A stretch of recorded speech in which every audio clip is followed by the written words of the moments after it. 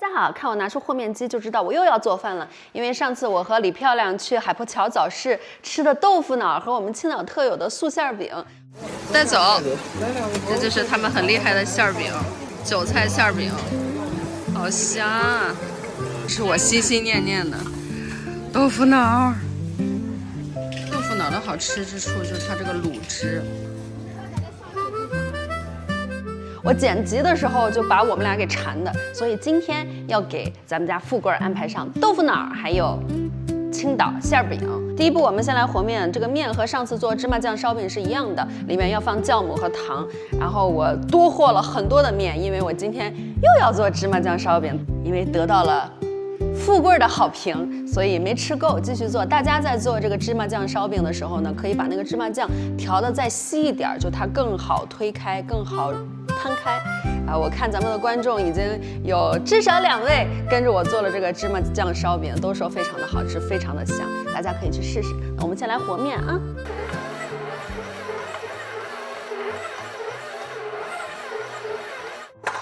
好，我们的面和完了，和成了一个面团以后呢，我们拿去醒发，要盖保鲜膜或者盖盖儿啊，要不然它会干掉的。发面的时候呢，我们来做我们的豆腐脑啊。第一步，先来打豆浆。那这是150克的干黄豆，泡了1夜以后的湿黄豆，我们整个都倒进我们的破壁机里边，然后里面加入1300毫升的水，整个都加进去，然后盖上盖子，我们来用破壁机给它打成细腻的豆浆。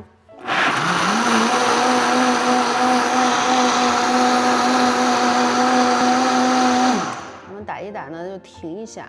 我这个 Vitamix 的档位都弄到了8到9啊，就很高速的打，然后稍微打一打就停一下，然后要不然它会有一点发热。我觉得啦，就是重复打几次，让它变得更细腻的豆浆。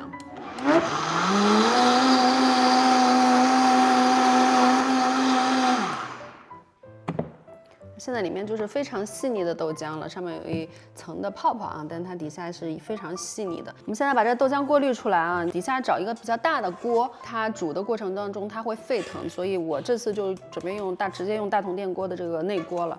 把豆浆倒进滤袋里，你看这个豆浆非常的丝滑了已经。好，然后我们就把这个豆浆过滤出来。其实这一步呢，也可以用豆浆机来做，但是呢，用豆浆机做也是需要过滤豆渣，因为就算是那种就是很厉害的豆浆机，不过滤豆渣的话，它做出来的这个豆腐脑口感没有那么好。所以呢，用豆浆机，我们家也有豆浆机，我为什么不愿意用呢？因为你用豆浆机，你过滤的时候它是烫的，就不好弄，就不如就是直接打完了以后过滤完了直接就煮了。豆渣呢可以做很多事情，也不用浪费，可以做豆渣饼啊、豆渣饼干啊、豆渣馒头啊之类的，然后还可以做韩式的豆渣汤。我前几天看一个韩国综艺，他们就是做韩式的豆渣汤，就是用这种豆渣电锅的这个内锅来做这个煮豆浆，其实大小是刚刚好的，有地方让它沸腾，太小的锅就容易扑锅。过滤豆渣的过程也非常的解压，就感觉我把它榨干了。我这150克黄豆的量，我们2个人刚刚好，再多一个小朋友也刚刚好，就大家可以酌情添加豆子的量。这个豆渣我们先留着，不要浪费哦。当然也可以，如果不愿意去做的话，直接丢出去我的那个厨余堆肥机也是可以的。煮豆浆之前呢，我们要把上面的这一层浮沫给撇出来。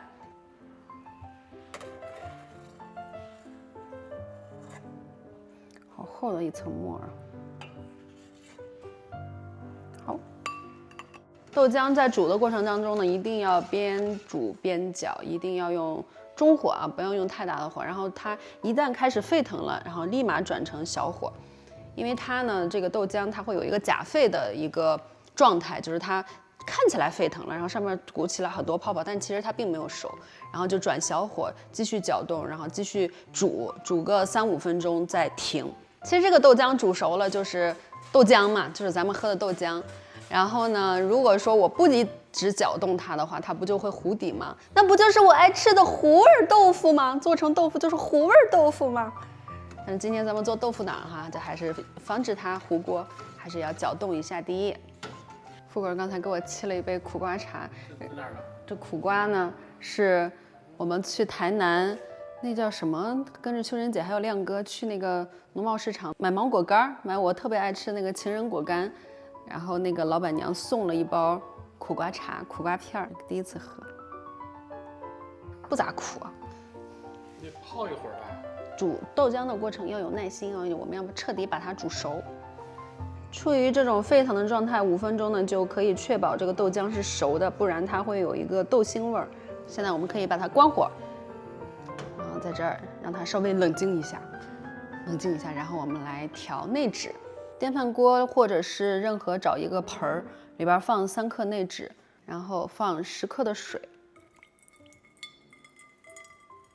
把它融化，转呀转呀转呀转呀转。把这10克的内酯融化，放在一个盆里也可以。然后我是放在电饭锅里，我习惯放在电饭锅里，因为它那个盖儿直接一盖就可以。放在一个盆里，上面盖个盖儿也可以。刚煮完的豆浆呢，要先放一放，放到什么程度才能倒入这个电饭锅里呢？就是它表面可以拿起一层腐竹就可以了。你看它现在表面就可以拎起来。一层豆皮儿的程度，这就可以直接捞起来吃掉它。这时候就可以把豆浆冲入到内酯里面。这精华我吃了哈，富贵。你吃吧。非常的香甜。这时候的温度就刚刚好，然后因为咱们的大同电锅就设计的很好，它这个内锅也不烫手了。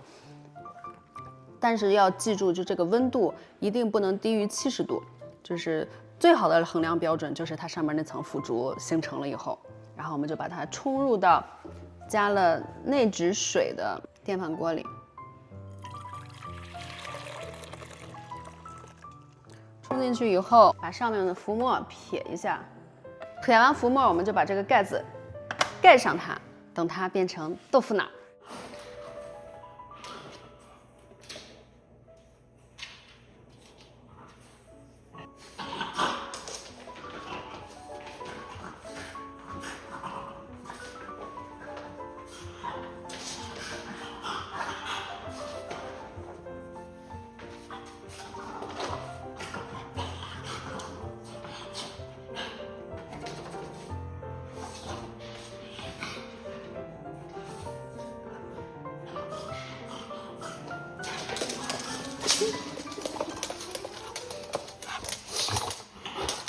你干什么？你干什么？你干什么？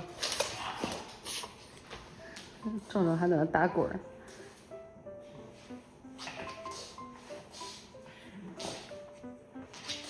壮壮，壮壮，壮壮，壮壮，壮壮，壮壮，你终于听见我叫你了。壮壮来，乖乖啊，乖乖乖乖乖乖，你们2个都乖乖，乖乖乖乖乖乖乖乖乖啊，乖乖乖乖乖乖。青岛的馅儿饼呢，我觉得最好吃的是素的，有韭菜的、青萝卜的，还有大头菜，就是高丽菜的。那今天我们来做青萝卜的啊。那青萝卜我们先来擦丝，为什么用擦的不用切的呢？因为擦的比较细，它切的就是它比较硬挺，擦的比较细一点。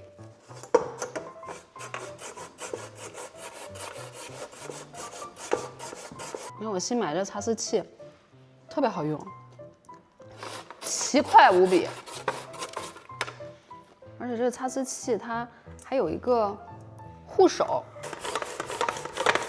是我这次回国买的，我觉得可好用了，特别的细。擦好的萝卜丝呢，先给它撒点盐，给它杀杀水，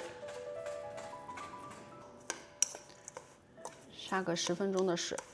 萝卜杀水的过程当中呢，我们来处理一下刚才提前泡好的干香菇3朵，还有木耳以及黄花菜。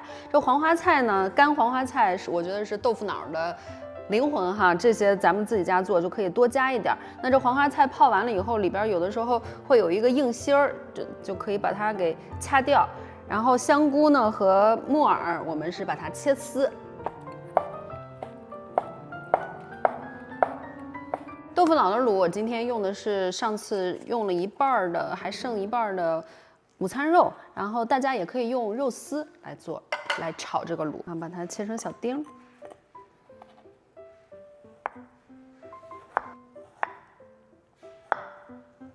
配菜准备好，这个萝卜也杀好了，用盐杀好了，我们把这个水分给它挤出来。杀过水的萝卜呢，它就不会发苦，而且它的质感也会比较软，就比较好剥。那挤过水的呢，我们给它改一下刀，把它稍微切碎一点。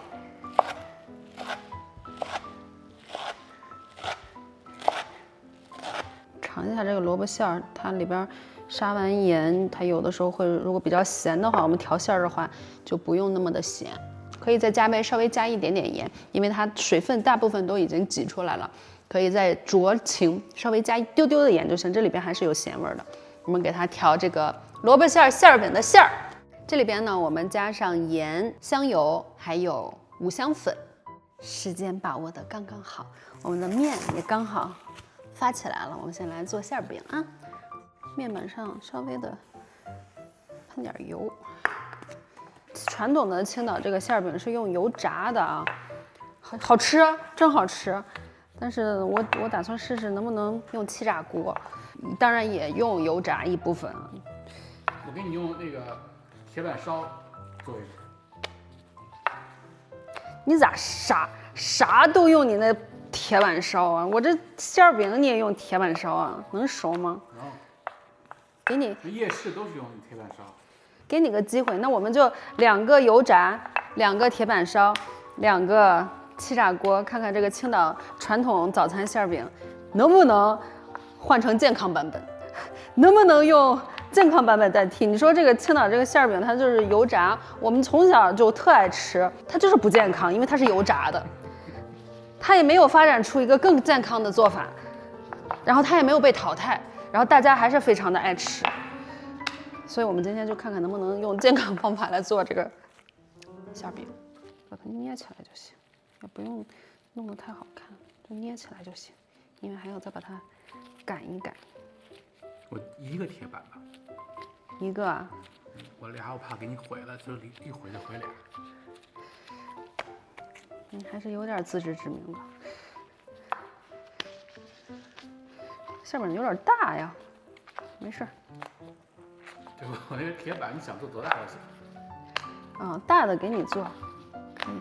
青岛这个馅饼啊，我说句实话，你如果说变成肉的这种做法，我觉得就不好吃了。我很少在家做炸的东西，就真的是用油炸的东西，所以我这么爱吃油条，我也不在家做，就偶尔在外边吃一下，因为真的是油炸的，我的胆固醇伤不起啊。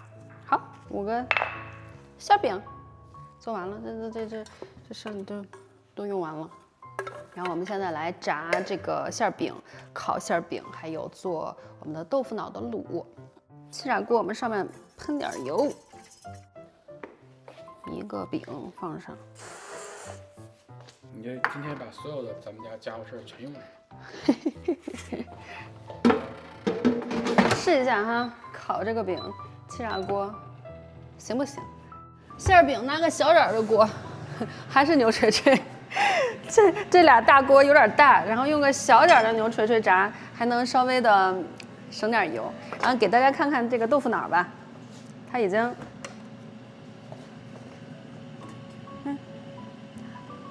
它已经不是，它只是凝固了。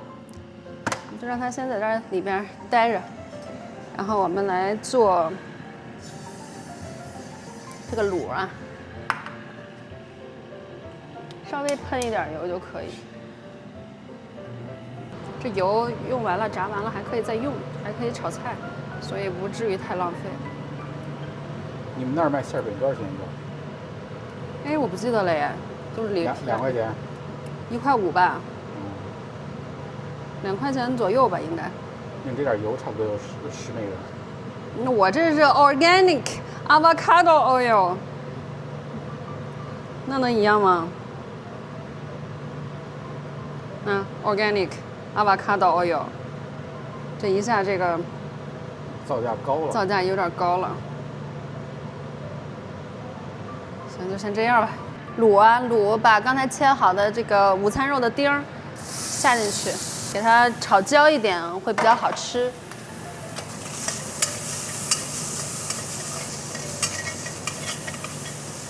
午餐肉爆出油脂以后，我们把木耳、香菇还有黄花菜放进去炒。木须肉是怎么炒的？木须肉也是用黄花菜和木耳。所有的料炒香以后，我们往里加水啊。加上水以后，把它煮开，然后再来调味儿。你要来看看这个馅饼吗？看着还行啊。翻个面再继续烤。第一次炸。哇！哦，浮起来了。炸油饼啊！是有点像炸油饼啊。人家那大锅炸的都好多，一下炸好多。我这就一个一个炸吧，调个味儿。加点十三香，没有可以不放，也可以在炒肉或者是午餐肉的时候加个八角也可以，我就直接加的十三香。酱油，加点蚝油，煮开，翻个面。你说这个面是做油条、油饼的面，就是这个面吗？也是这个面啊，那气炸锅版本感觉。面发的没有炸的好，它是比较硬的，它没有说蓬起来，健康不了一点呗，就只能炸呗。算了，我给你弄一个。你弄一个试试。试一试嘛。我们这不就是厨房实验室吗？万一以后你们青岛都改我那个版本。呵，看着好像挺是那么回事儿呢。这个不喷油试试，让它健康一点。豆腐脑的卤，如果觉得淡的话，可以再加一勺盐。然后我还喜欢呢，再加点白胡椒粉。等煮开以后，我们就可以往里给它勾一个薄薄的芡。它这个虽然我不太喜欢喝这种就是，有芡的东西啊，但是就是给它稍微勾一点点，以示尊重。我这个芡可勾可不勾。等它再次煮开以后呢，我们就给它打进去2个鸡蛋。大家喜欢喝那种就是厚的纯勾芡的那种口感的，可以再多加一点芡哈，因为我不太喜欢喝那个黏黏糊糊的感觉，我就加了一点点，淋下去，然后关火，焖一下，拔个葱，放在咱们的这个豆腐脑卤里。哎，富贵的铁板馅饼试试啊，感觉很好用的样子吗？感觉好像这个不太行哦。所以该怎么做就怎么做吧。就像你油条，你不可能用这个做。你油条你不可能用气炸锅做一样，就算咱们买的那个油条就是放冷冻里的，人家也是先过了一遍油，然后我们再用气炸锅炸才好吃。所以就是我们就不要乱创新了，该怎么油炸就怎么油炸吧。你是不是也闻到馅饼的香味了？哇塞，富贵还给切成2半了。你看我们这个像不像咱们当时在那个什么大五花那个夜市，还排大队买那个饼？哦，有点那个感觉。记不记得？葱油饼，人家那个。对。我们现在可以组装我们的豆腐脑了。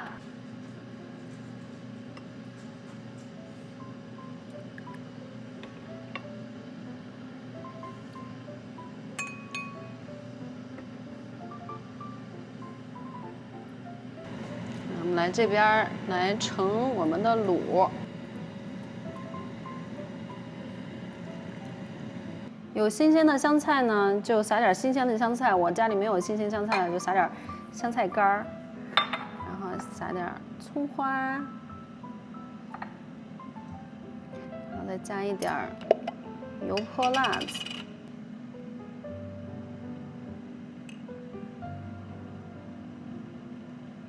不吃辣的可以加点麻油。吃点蔬菜，是吃我这一天发的这个西兰花芽苗。吃饭，是吧？先试试富贵版本的。我这个就像传统的馅饼。对你这是烙的，我尝尝，我感觉你这个应该也蛮好吃的，是不是？传统的就是这样。富贵的。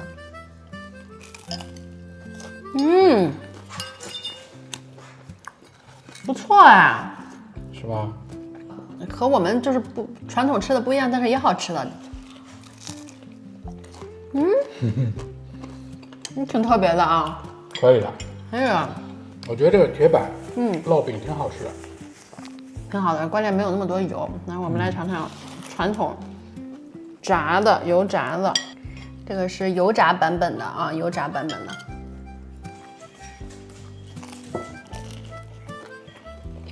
我觉得还是油炸版本好吃。你知道为什么油炸版本的好吃吗？因为在油炸的过程当中，这个面是发起来了，蓬起来了。哦，煎和气炸，它这个发面暄软的这个口感是体现不出来的，只有在油炸的时候，它会慢慢蓬起来。不错。它这么多年没有发展成健康版本，它是有原因的啊。油炸的真好吃，今年就吃这一次了。你豆腐脑好吃啊？豆腐脑好吃吗？我还没吃呢。看我们如此 Q 弹的豆腐脑，豪华版本。这个豆腐脑还可以做成干拌的，就你可以不用卤，就只是加把虾皮，或者是加点酱油、辣油调一下也可以，加桂花蜜，就是甜豆花。但是这个咸豆腐脑是我从小吃到大的，经常在网上就看着南北方网友就在那说豆腐脑就应该吃咸的，然后就应该吃甜的，就是南方就应该吃甜的，北方就应该吃咸的，这就是我们咸豆腐脑。炸的其实就是和我们在那个海波盒子早市吃的味道差不多了。吃点青菜吧。我们这个自己发的西兰花苗，我们就是发一次就是3到5天就能发完。吃的时候我们什么都不加，就可以加点生抽啊、酱油啊，或者是那种日式的那个芝麻酱也可以。我们就啥都不加，就我觉得也蛮好吃的。然后狗狗也爱吃这个西兰花芽苗菜，是里边的萝卜硫素，吃起来稍微有点辣，有点像吃那个萝卜一样，因为它是里边有萝卜硫素嘛。但是这萝卜硫素对身体特别的好，抗癌。在美国的朋友可以自己在亚马逊上买那个 organic 的种子，然后自己来发，泡发以后，然后自己用玻璃瓶来发，特别简单，特别的简单。然后这个东西在外面卖的话，好贵一盒呢。但是你在亚马逊买一袋 organic 的籽儿，特别便宜。气炸锅版本有2个，一个是喷了油的，一个是没喷油的，那是没喷油的。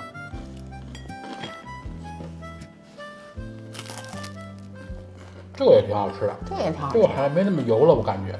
煎的和炸的中间这么一个口感，也是稍微蓬起来一点，但是没有那个炸的就蓬的那么发的那么好。你有没有觉得这个气炸锅的是油最少的？对，连我那个都算在内，也是有油的。这个其实我省于是干烤的，另外一个气炸锅的我是喷了油的，是第一个，这个是最后一个我是没有喷油的，也蛮好吃的。但是我觉得都不如炸的好吃，肯定都不如炸的好吃。